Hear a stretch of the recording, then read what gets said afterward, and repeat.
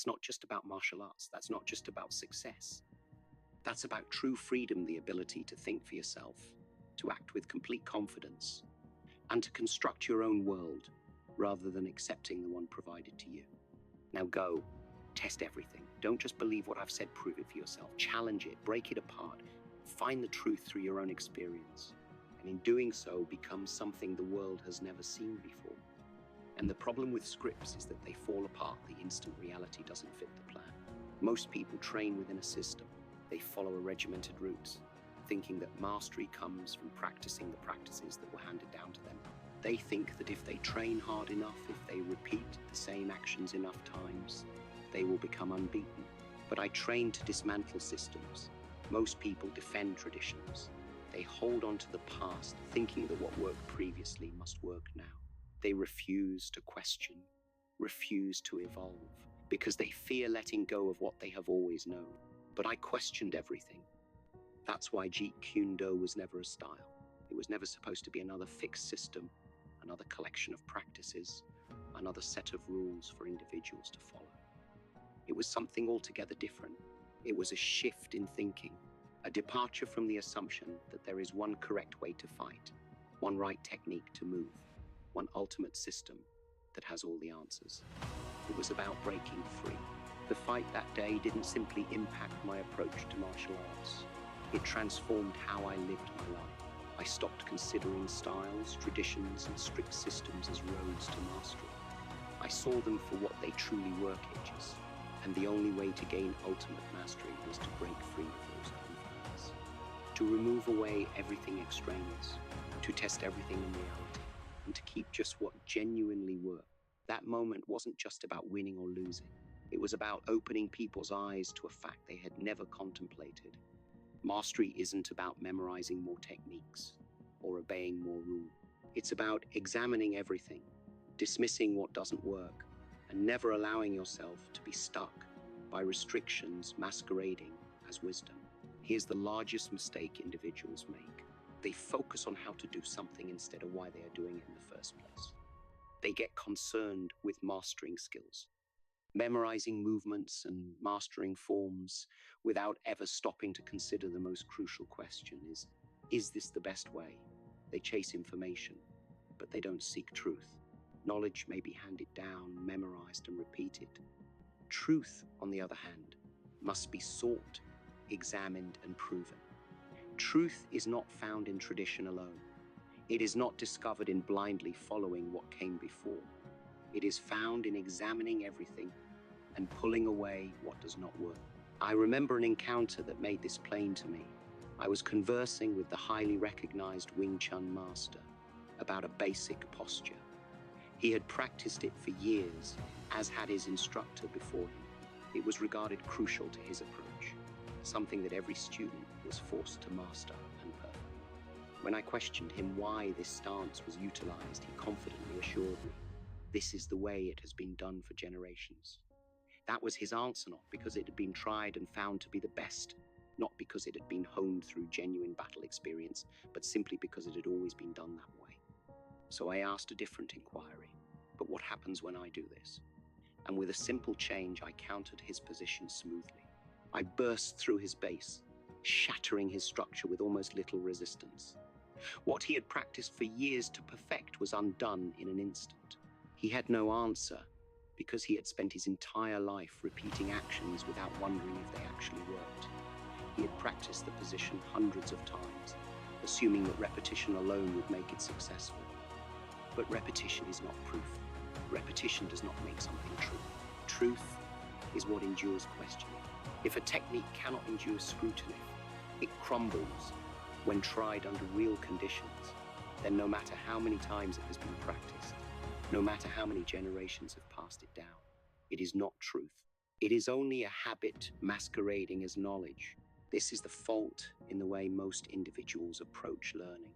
They follow directions without inquiry. They seek affirmation through compliance rather than exploration. They confuse tradition for efficacy and repetition for mastery. But real mastery involves guts, the courage to question what everyone else mindlessly follows, the desire to tear down what does not work and establish something better. The capacity to say, this may have been right before, but is it still right now? Because the truth is easy. You can repeat a defective technique 1,000 times, and it will still be flawed.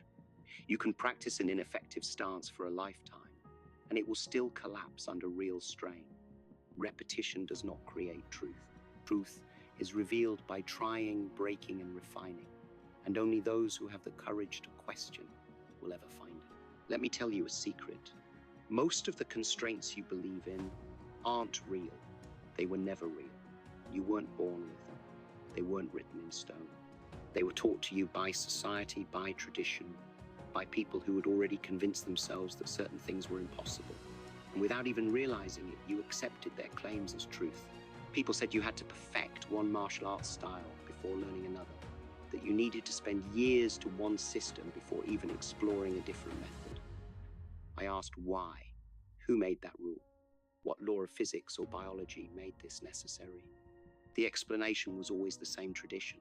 But tradition isn't proof. It's merely a habit that has been passed down without question. So I violated that norm, tried for myself, blended diverse ways, and discovered that the truth had nothing to do with adherence to a single system. The reality was about what worked. They believed gaining muscle would make you slow, that increasing strength would impair agility. So I tested it. I examined the benefits of strength training, experimented with numerous exercises, recorded my own speed before and after growing muscle, and I established that strength and speed were not opposites, but allies. The perfect kind of training didn't make me slower. It made me faster, more powerful, and more explosive than ever before. The constraint wasn't real. It was just a myth that had never been tested. They believed an Asian man could never be a Hollywood star, that no one would accept it, that the industry would never approve it, that the world wasn't ready. They told me to settle for minor roles, background characters, little parts that fit the norm. But a constraint like that only exists if you believe in it. I refused. I didn't waste time disputing. I didn't ask for permission. I proved them wrong by making myself undeniable, by showing the world that talent, presence, and ability mattered more than race. The barrier they spoke of wasn't a physical wall. It was merely a concept that had gone unquestioned for too long. And once I smashed it, there was no going back. Limitations are not physical. They are stories people make ourselves to justify why they can't achieve something. They sound like immutable facts, but they're merely assumptions. And once you recognize that, you have the power to rewrite those stories. When someone tells me that's impossible, I question, who says so? Most of the time, they don't even know. They're merely repeating what they've heard. Instead of believing their statements, I hunt for the underlying reason behind the stated constraint. Is it genuinely impossible or simply difficult? Is it a real law of nature or merely a rule imposed by people? I separate the constraint into bits, evaluating it piece by piece. I test part in reality, not in theory, because reality is the only true judge of what works. And once I prove a limitation untrue, I reject it forever. That's exactly how I made the 1-inch punch. People believed you couldn't generate knockout power from such a small distance. They claimed power required a full extension, that a punch needed a long, wide movement to be effective. I didn't argue. I tested physics, examined biomechanics, assessed kinetic chains, and used real-world force measurements. I established that power wasn't about distance. It was about efficiency, leverage, and energy transfer. I polished every aspect, cut away every extraneous action, and produced a method that defied expectations. What others believed was a limitation was merely a lack of understanding. And that is the truth about most so-called boundaries. They only exist because people accept them without question. They are passed down as fact, but they are rarely tested, rarely challenged, rarely torn apart to determine what's true and what's just supposition. The instant you stop accepting boundaries and start testing them for yourself, you will see how many of them shatter under investigation. The instant you stop believing in constraints and start looking for possibilities, you will realize how much more is possible than you ever anticipated. The only actual boundaries are the ones you refuse to challenge. I used to know 300 techniques. I had spent years learning them, mastering them, memorizing every movement, every variation, every detail. I believed that the more techniques I learned, the more powerful I would be. That if I had more alternatives, more strategies, more ways to strike and protect, I would have an advantage in any combat. I was sure that greater knowledge meant more mastery. Then I got into a serious brawl. In that moment, under actual pressure, when every second mattered, something unexpected happened. My mind didn't cycle through all 300 techniques. It didn't pull from the many drills and rehearsals I had rehearsed for years. Instead, my body intuitively used just 4 approaches. Out of everything I had trained, out of all the maneuvers I thought would make me invincible, only 4 actually worked. That was my awakening. I recognized something that went against everything I had been taught. Mastery is not about adding more. Mastery is about eliminating anything unneeded. Most individuals feel that to get better, they need to learn more. They think that growth involves gathering knowledge, acquiring more techniques, remembering more forms, mastering more variants. But the truth is, more doesn't make you better. More makes you slower. More makes you hesitate. More provides you too many choices when you need rapid action. Real mastery isn't about knowing more. It's about knowing what actually works. That's when I invented what I call the subtraction method. First, you must learn everything. You have to explore, experiment, and earn experience with a wide range of talents. You must grasp all the possibilities. But then comes the key step you start eliminating. You peel away anything that doesn't hold up under actual pressure, everything that slows you down, everything that adds complication without contributing efficacy. You cut away the excess, the unrealistic, the inefficient. I adopted this strategy to my own training. I moved from 300 techniques to 50. Then I refined further, bringing it down to 20. And last, I was left with only what was really important. What survived wasn't elegant. It wasn't flashy. It wasn't what looked the greatest in demonstrations or performances. But it was deadly effective. It worked in the real world. It worked when everything was on the line. It worked when there was no time to consider, only time to respond. This was the finest lesson I ever learned about mastery. It applies not just to martial arts, but to every talent, every discipline, and every element of life. The more you refine, the more you strip away what doesn't serve you, the closer you come to true effectiveness. Because mastery isn't about knowing everything. It's about identifying what actually counts and eliminating everything else. People say knowledge is power. They're wrong, not alone. It signifies nothing. It's just information words on a page, concepts floating in your head. You can read 1,000 books, memorize every theory, listen to every expert, and still be powerless when it matters. Tested knowledge is power. Knowledge only becomes value when it is used, when it is tried, when it survives the actual world. Until then, it's only an opinion, a guess, an assumption waiting to be proven right or wrong. Martial arts was only my testing ground. It was never about learning skills for the sake of learning. It was about understanding what truly works. Every punch, every kick, every movement has to be put to the test. If it failed under strain, it was useless. If it crumbled in real conflict, it didn't matter how many masters swore by it, how many centuries it had been passed down, it was still meaningless. But the true battle was not in the ring, it was in my mind. Because the same idea that applies to fighting applies to everything in life. What is unproven remains unclear. What is unchallenged remains feeble. What is never put under pressure never proves its worth. In film, they taught me that action had to be choreographed, that it had to fit a script, that every movement had to be pre-planned, cursed, and done like a dance. But I asked why. Who decided that activity had to look a specific way?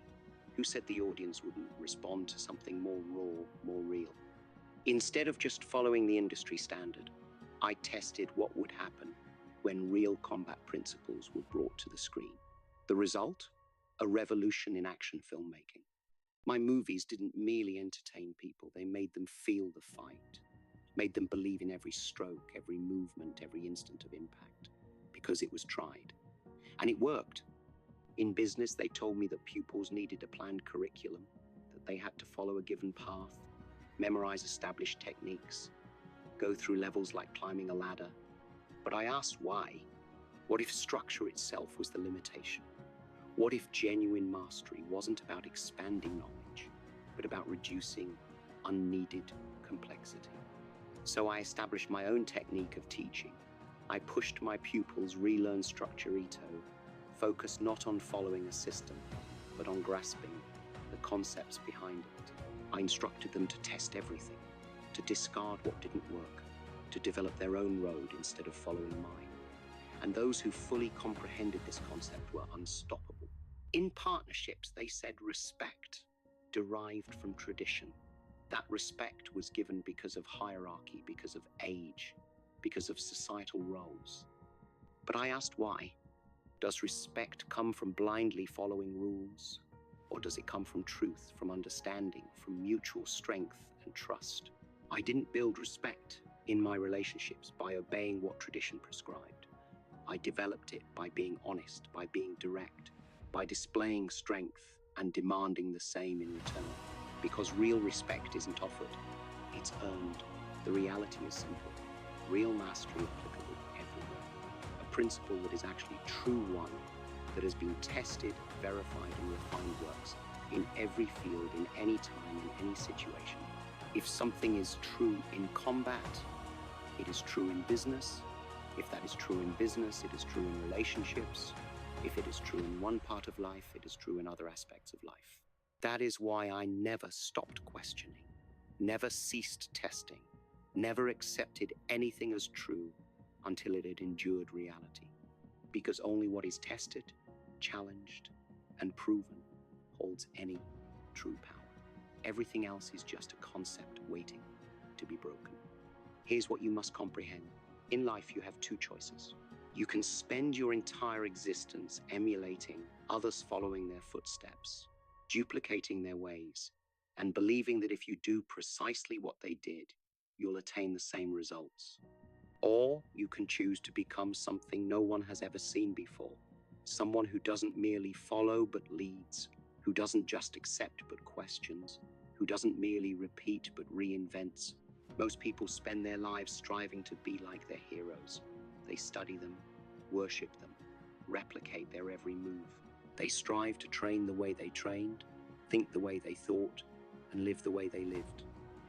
They believe that if they take the same path, they will reach the same destination.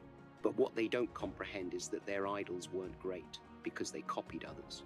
They were great because they dared to be different. Your genuine power does not rest in emulating the past. It rests in becoming something bigger than even your heroes dreamed. It lies in taking what they developed and pushing it further. It lies in questioning what they accepted, refining what they made, and uncovering what they never saw. And that means you must question everything. Don't just learn, question what you learn. Don't take information at face value. Ask yourself, is this true? Does this work? Can it be improved? Most people never ask these questions. They assume that if something has been taught for centuries, it must be right. But history is riddled with outmoded beliefs that were once believed unassailable truths. The only way to find real knowledge is to challenge everything you are told. Don't just train test what you train. Repetition alone is not mastery. Just because you practice something over and over again does not imply it will work when it matters. Put it to the test. Challenge it in reality. Apply it under real conditions, against genuine opponents, under real pressure.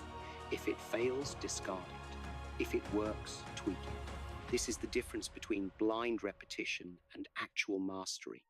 Don't just believe, prove it in reality. Beliefs mean nothing until they stand up to real-world experience. Many individuals believe in tactics, in strategies, in ways of thinking that have never been proven. They cling on to these beliefs because they were taught by renowned figures, because they feel comfortable, because they sound rational. But belief without proof is just another sort of blindness.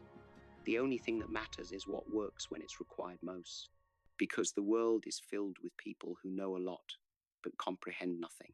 They can repeat facts, theories, and philosophies. They may talk forever about what should work, what might work, what has worked in the past. But when it comes time to use that knowledge, when reality demands proof, they fail.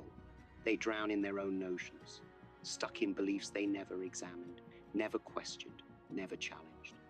Don't be one of them. Be someone who doesn't merely acquire knowledge, but proves knowledge. Be someone who doesn't just follow, but leads.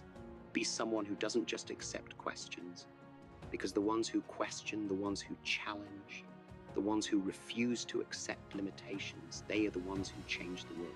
Right now, you could feel like you've learned something new. You've heard ideas that challenge the way you think, phrases that inspire you, notions that make you view things differently. You might even experience a spark of motivation, a sense that something inside you has moved. But ask yourself, have you really learned something? Or have you merely accumulated more knowledge without proof? There's a difference between hearing an idea and realizing its truth. Knowledge by itself is nothing if it's not tested. You may listen to words of wisdom, learn important teachings, and repeat them with confidence. But unless you apply them, examine them, and experience their outcomes in the actual world, they remain nothing more than words. They may sound profound, yet they are unverified, untested, and unsure. Most people walk away from learning experiences feeling motivated. But inspiration alone changes nothing. Inspiration fades, excitement diminishes. The only thing that lasts, the only thing that transforms is action. If you want to be different, don't merely walk away inspired. Walk away transformed. That involves doing something most people will never do. I challenge you, take one item, just one, that you believe to be true. Something you've always accepted without inquiry. It could be a belief about oneself, a belief about success, a belief about what is feasible or impossible. Now test it relentlessly. Don't just accept it because you've believed it for years. Don't just trust it because someone told you it was true. Challenge it, push against it, apply it to reality. See if it holds up when put under pressure. Does it break or does it survive? If it fails, discard it. If it cannot stand the test of reality, if it does not hold up when challenged, let it go, no matter how firmly you once believed in it. Holding on to falsehoods, to weak ideas, to traditions that do not work, this is what keeps individuals imprisoned in restriction. This is what prevents growth. But if it endures, if it proves itself true or not just in theory, but in reality, you will have something real. Something that cannot be disturbed by doubt or defeated by question. That is where true strength begins. Because real mastery does not begin with books. Knowledge is only potential unless it is tested. Real mastery does not begin in training. Training is merely practice unless it is used under real settings. Real mastery does not originate with tradition. Tradition is merely repetition unless it is validated by experience. Real mastery begins in the tireless pursuit of truth, a truth that can defy inquiry, a truth that survives reality, a truth that stays even after everything false has been peeled away. And that drive, the pursuit of what is true, tested, and unbreakable, is the only route worth following. Now, my friend, the moment is yours. You have two choices, and this selection will define everything that follows. You can walk away believing you've learned something, feeling motivated, feeling like you've gained fresh knowledge. You can nod your head, agree with these beliefs, and take them with you as words in your mind. That's what most people do. They listen, they experience a moment of drive, and then they return to their life precisely as they were before, unchanged, untouched, and still stuck by the same restrictions they never questioned. Or you can apply this knowledge. You may take these lessons and put them to the test. You can break away from old patterns, challenge every belief you've ever held, and start becoming someone altogether new. You can stop merely knowing and start doing.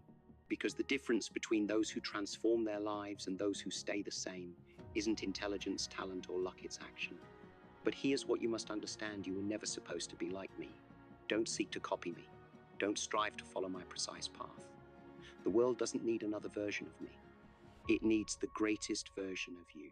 The version that is fearless, questioning, evolving, breaking every false barrier that has ever kept you back. The highest version of you does not accept restrictions. It does not follow mindlessly. It does not wait for permission. It builds its own path, its own philosophy, its own manner of conquering existence. That's not just about martial arts. That's not just about success.